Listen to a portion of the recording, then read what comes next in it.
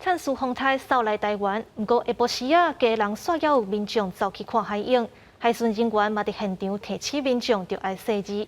气象局表示，虽然灿苏伫下晡已经转做中度风台，不过明仔载各地头受到风台影响，拢会落雨，提醒观众朋友嘛是爱注意。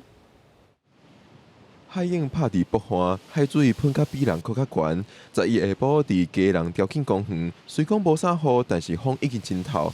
现场海巡人员嘛提醒民众爱保持距离。就趁着台风之前，赶快来看一下，不然明天可能要待在家一整天。如果真的风雨大的话，我们就当然讲，风雨大就不会再靠近过来。基隆北海岸东半部沿海地区。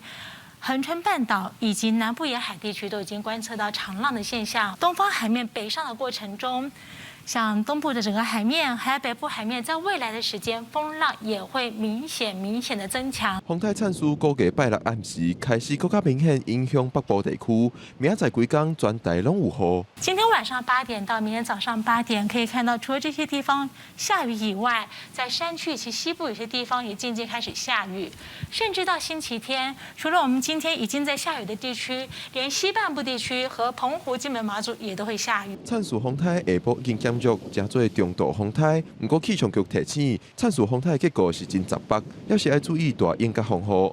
记者郭冠泽派文家人台北报道。